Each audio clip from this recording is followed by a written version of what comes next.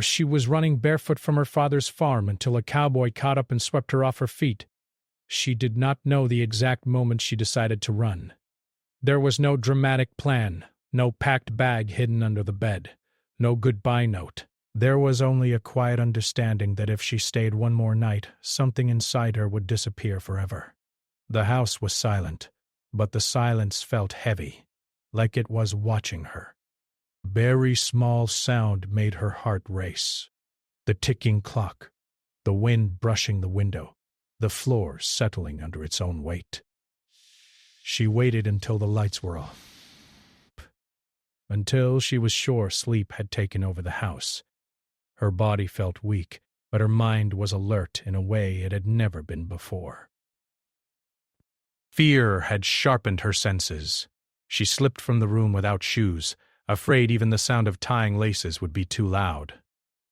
The cold floor sent a shock through her feet, but she welcomed the pain. Pain meant she was still awake, still alive. When she opened the door, the night air rushed in, sharp and unforgiving. The moon hung low, casting pale light over the fields beyond the house.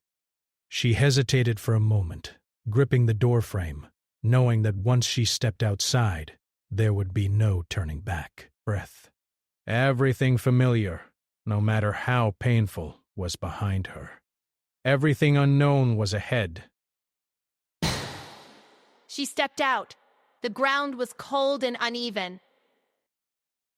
Small stones cut into her bare feet as she moved quickly away from the house. She did not look back. She knew if she did, fear might pull her right back inside. The fields stretched wide and endless, dark shapes of tall grass moving in the wind. Burned, but she kept going, breath shallow, heart pounding in her ears. She had no destination, only distance. Distance from the walls that had closed in on her life. Distance from the voice that had taught her to stay quiet, to stay small, to stay obedient. Every memory chased her through the fields, arguments whispered behind closed doors, rules that changed without warning, the constant feeling of being watched. Her lungs began to ache. Funny. The cold air scratched her throat as she ran. Her feet were numb now, but she could feel warmth where the skin had broken. She tripped once and fell hard, dirt filling her hands and mouth. For a second, she stayed there, curled into herself, trembling. Tears slipped down her face, mixing with soil. She almost gave up. But then she remembered the last look she had seen before the lights went out that night. Not anger, desperation. Not shouting, something colder. Something final. That memory pushed her back to her feet. She wiped her face with her sleeve and ran again. Slower now, but determined. The field seemed to never end. Every rustle in the grass made her flinch. Every distant sound felt like footsteps following her. She wrapped her arms around herself, trying to stay warm, trying to feel protected even though she was completely exposed. Hours passed, or maybe only minutes. Time had lost its meaning. Her body moved on instinct alone. Eventually, exhaustion caught up with her. Her legs shook, her vision blurred, and her breath came in sharp gasps. She stumbled toward a fence line she could barely see and collapsed near it, her body finally giving in. The ground was damp beneath her. The sky was starting to change, dark blue turning slowly gray. Morning was coming. She pulled her knees to her chest and rested her forehead on her arms. She had made it out, but she did not know what came next. Bliss. Fear crept back in, quieter but heavier now. What if she was found? What if she had made a mistake? Her eyes closed, not in sleep, but in surrender. Breaths. She let herself be still for the first time that night. As the sun began to rise, the fields came alive with soft sounds. Birds, distant cattle, the wind brushing against tall grass. She did not notice any of it. Her body was drained, her mind numb. Her feet were swollen and bleeding in places, her clothes damp with sweat and dew. She lay there, small against the open land, looking nothing like the strong person she had forced herself to be just hours earlier. Disk. She did not know that someone would soon pass by that fence line. She did not know that this escape, born out of fear and desperation, was the first step toward a life she had never imagined for herself. All she knew was that she had survived the night, and, for now, that was enough. The sun was fully up when the sound finally reached her. It was faint at first, almost blending into the wind, but steady and real. Hooves, slow, measured. But she stirred, her body reacting before her mind did. Fear rushed back, sharp and sudden. She tried to move, but her legs would not obey. They felt heavy, like they no longer belonged to her. The sound came closer. A shadow fell across the ground near her. She forced her eyes open, squinting against the light. At first, all she could see were boots. Dusty, worn boots planted firmly in the earth. She flinched and tried to pull away, but a wave of dizziness stopped her. "Easy now," a man's voice said. It was calm. Not loud. Not rushed. Just steady. She froze. Every muscle in her body tightened. She had learned long ago that voices could change without warning. Breath. Kindness could disappear in a breath. She waited for the sharp edge to follow. It didn't. The man crouched a short distance away, careful not to crowd her. He wore a wide hat pulled low, his face weathered by sun and years outdoors. His eyes studied her with concern, not judgment. Breath. He took in her bare feet, the dried blood, the way her hands shook. "You're safe," he said quietly. "I'm not here to hurt you." She wanted to believe him. She truly did. But trust was not something that came easily anymore. Her throat tightened, and when she tried to speak, nothing came out. "That's all right," he said after a moment. Breath. "You don't have to say anything." He stood slowly, giving her time to watch every movement. He walked a few steps away and tied his horse to the fence. When he returned, his hands were empty, open at his sides. He sat down on the ground, far enough that she didn't feel trapped. "You been out here all night?" he asked gently. She nodded, barely. He let out a slow breath, like the answer hurt him somehow. He took off his jacket and placed it on the ground, then pushed it toward her with his boot. "You look cold." She hesitated, then reached for it. The fabric was rough but warm, smelling like dust and clean air.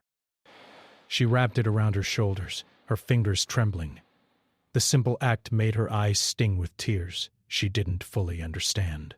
"My name's Eli," he said after a while. "I've got a ranch not far from here." She did not respond, but she listened. Desperation. "You're hurt," he continued. "Your feet especially. I've got water and first aid back at the house. You don't have to come if you don't want to." "I'd like to help." The words were careful. Bow.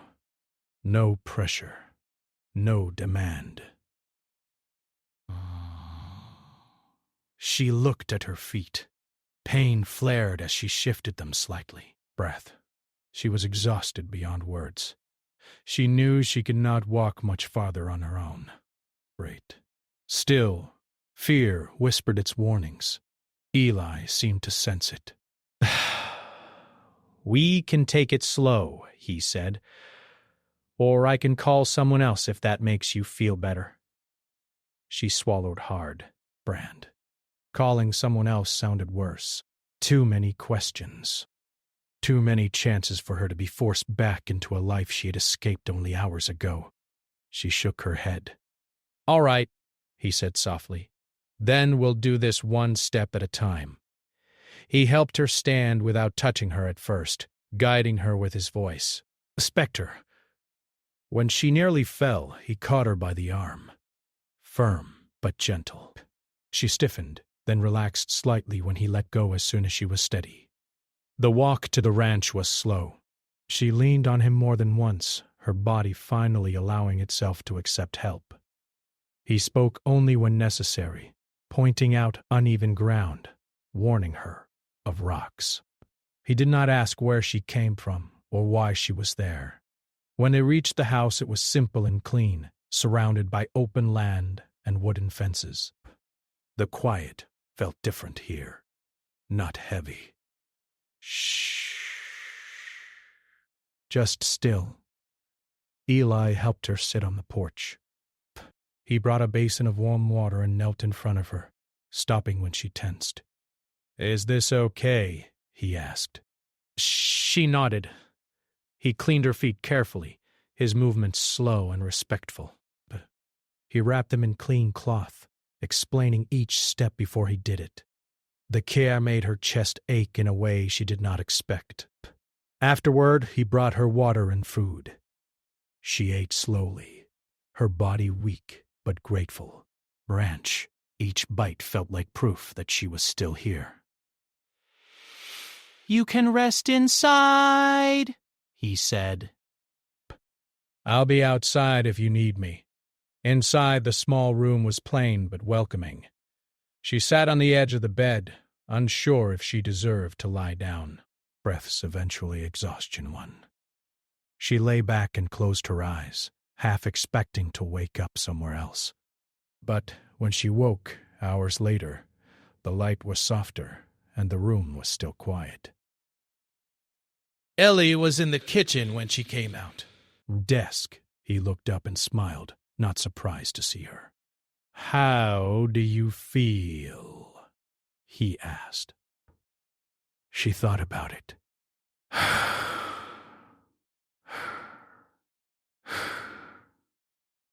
She thought about it.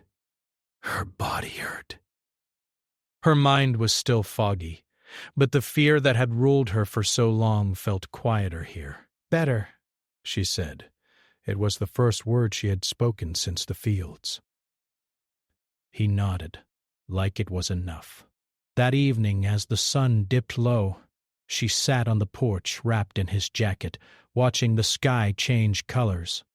Eli worked nearby, fixing a fence, giving her space, but staying close. For the first time in a long while, she felt something settle inside her.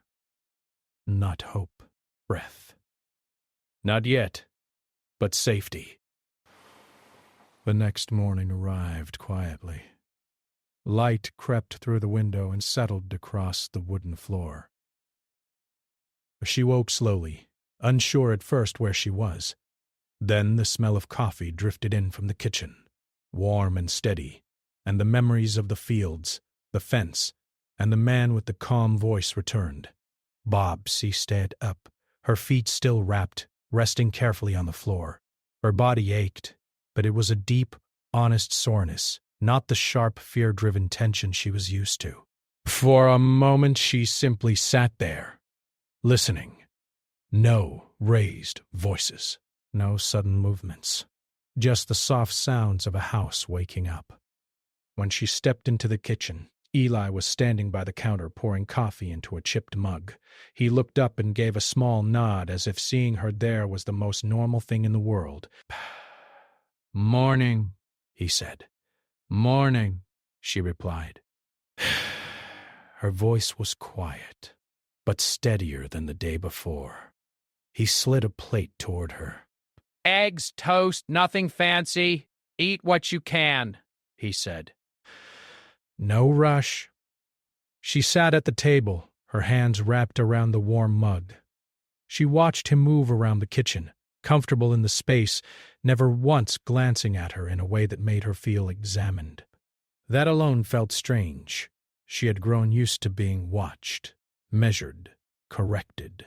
After breakfast, she helped clear the table without being asked. It felt good to do something simple, something ordinary. Eli thanked her like it mattered. They spent the morning quietly. He went out to tend the animals. She sat on the porch, watching the land stretch out in every direction. The openness still surprised her. There were no walls pressing in, no corners to be trapped in. Later, Eli returned and sat on the steps a few feet away. "There's something we should talk about," he said, not looking at her directly. Her stomach tightened. Conversations like that had never ended well before. "I won't push," he continued, "but folks might come looking. And there are people who can help make sure you're safe." She stared out at the fields. Breaths. She knew this moment would come. Running had been the easy part.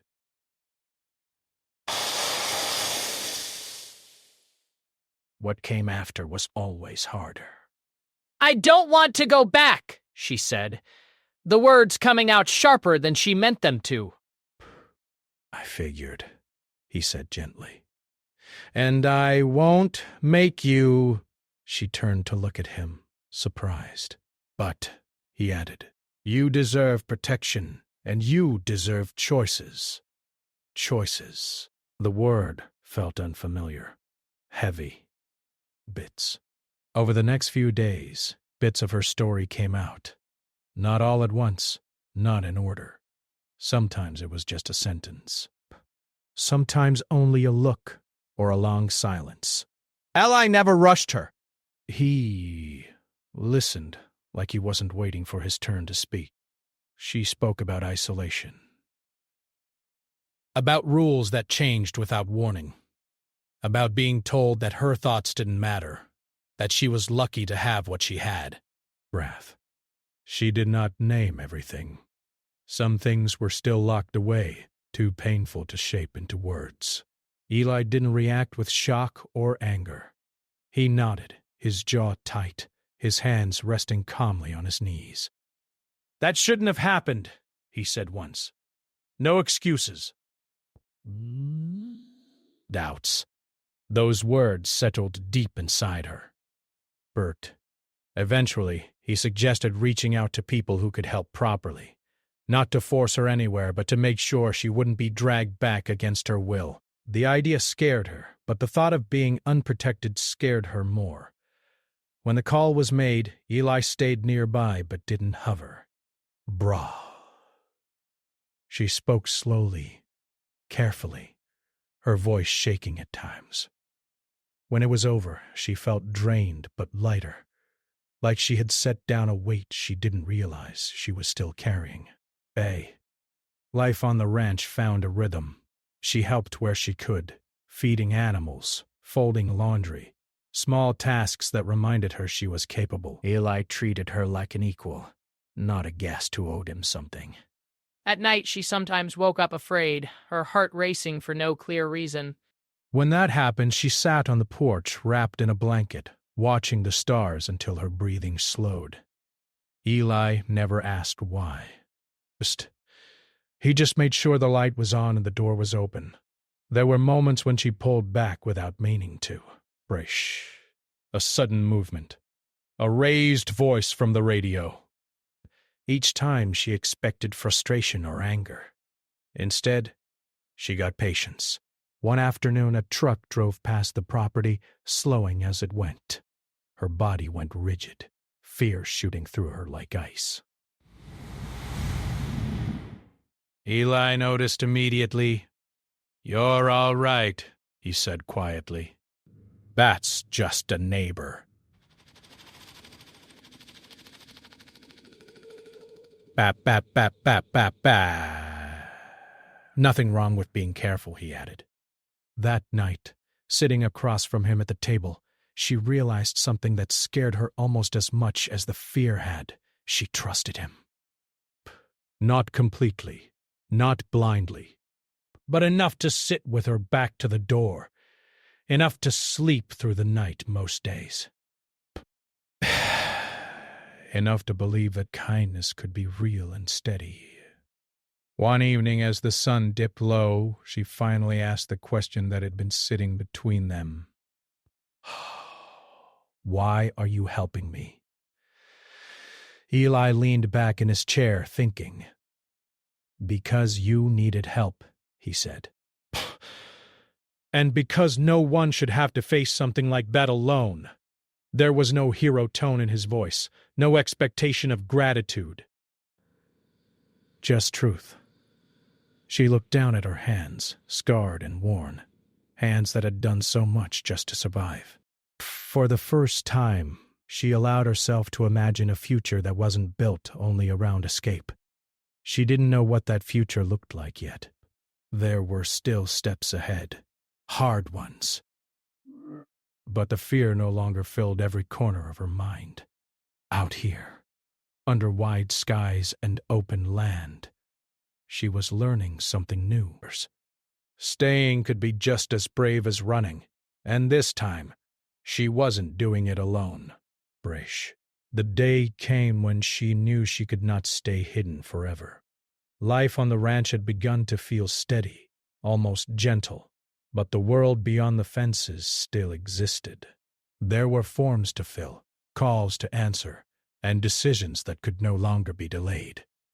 She felt it in the way her chest tightened when the phone rang, and in the way she stared at the road each morning, half expecting something from her past to appear. Eli noticed the change before she said anything. He always seemed to notice. Bray. One evening, as they sat on the porch watching the sky fade from gold to soft gray, he spoke carefully. "You don't have to decide everything at once," he said. "But we should talk about what comes next." She nodded, her fingers twisting together in her lap. What came next had always been a frightening question. Psst. In the past, it had meant rules and limits set by someone else. Now it meant responsibility. Brief. Freedom carried its own weight. They talked slowly over several days about practical things, where she might live long term, what work she could do once her feet healed fully, how to make sure she was protected. Each topic brought waves of fear and moments of relief. She learned that planning did not always mean losing control. Sometimes it meant gaining it. When the time came for her to speak to people who could help guide her legally and safely, she almost backed out. The night before the meeting, she barely slept. Breath.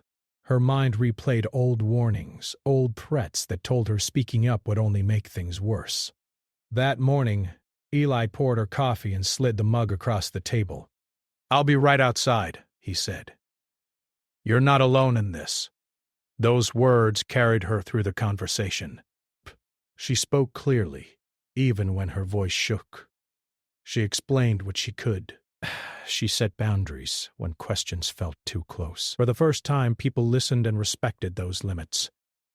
When it was over, she stepped outside into the sunlight, her legs weak but steady. Eli was leaning against the fence, waiting just as he promised. He did not ask what was said. He just nodded when he saw her and opened the truck door. That small act made something settle deep inside her. Support didn't have to be loud or dramatic. Sometimes it was simply being there when the door opened. As weeks passed, word began to travel, as it always did in small communities. Not everyone understood her choice to stay on the ranch. Some whispered. Some looked at her with curiosity or doubt when they saw her in town. Breaths. She felt the old urge to shrink, to disappear. Eli stood beside her without comment. He did not defend her loudly or explain her story to anyone. His quiet presence said enough. Over time, a few people began to nod instead of stare. Some even offered help. She started working part-time in town, simple hours that fit around her healing. The first day, her hands shook as she opened the door and stepped inside. By the end of the week, the fear had softened. She was earning her own money, making her own choices. Every small success felt like a victory. There were still hard days. Some nights memories surfaced without warning. On those nights, she walked the fence line, grounding herself in the sounds of animals and wind. Eli never tried to pull her back inside. He trusted her to find her own calm. One evening, she sat across from him at the kitchen table, paper spread out in front of her. Plans. Options. A future taking shape. "I might need to leave for a while," she said quietly. "To finish everything."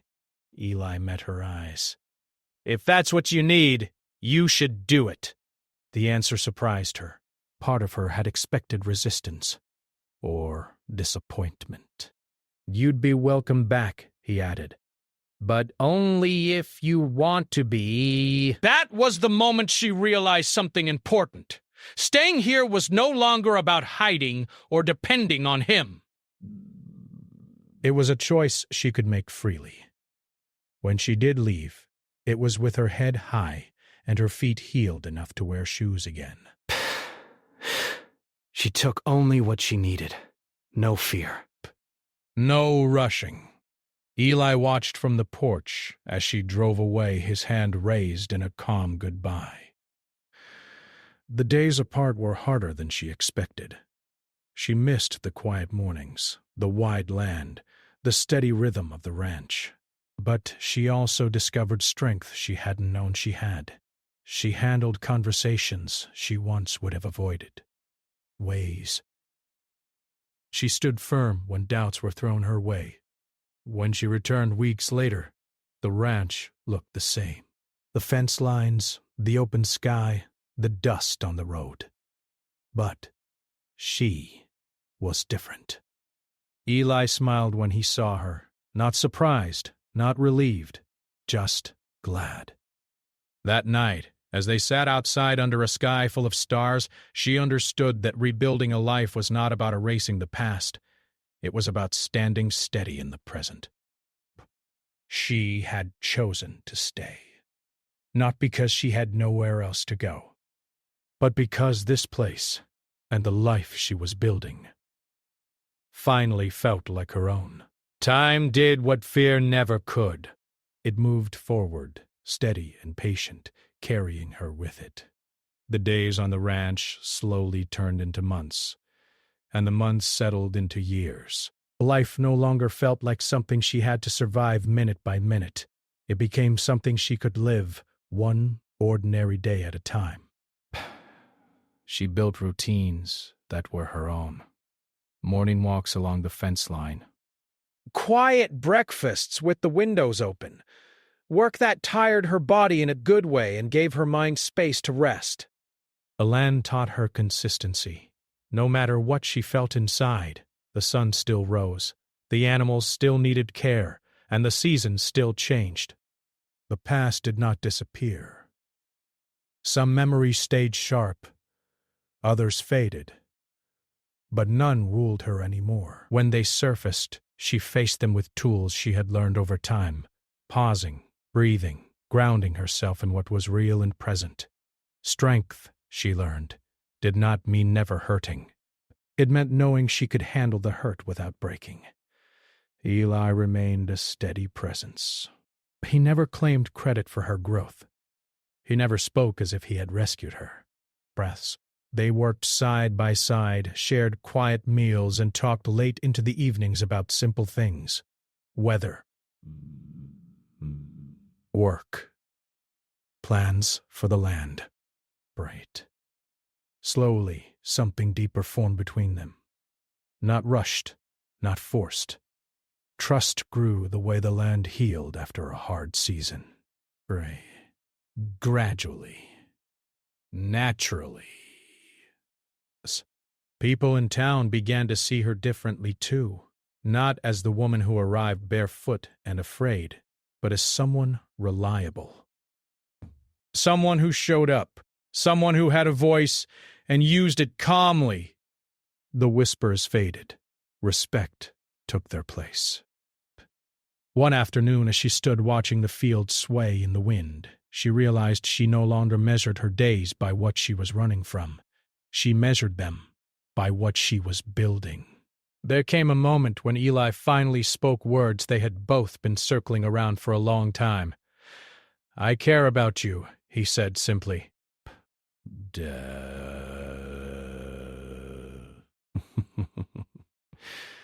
She did not feel fear at those words. She felt warmth, choice, safety. "I care about you too," she replied. Nothing dramatic followed. No promises made too soon. Just honesty shared and respected. The connection grew in small ways. Shared laughter, long silences that felt comfortable, hands brushing without urgency. Years later, when people told the story, they often focused on the night she ran barefoot through the fields. They spoke of it like a legend, a moment frozen in time. But she knew the truth. The real story was what came after. It was the courage to accept help without losing herself. The patience to rebuild without rushing. The strength to stay when leaving would have been easier. The choice to love without fear controlling the outcome. Standing on the porch one evening, watching the sun sink low, she thought about the woman she had been that night. Britt. Exhausted. Terrified. Per se. Unsure if the world held anything kind. She wished she could tell her something.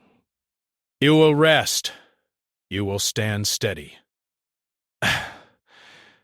You will find people who do not ask you to disappear to be loved." Eli joined her on the porch, handing her a mug. They watched the sky in comfortable silence, the land stretching wide in front of them. She had escaped once, but more importantly, she had stayed, and in staying she had reclaimed her life.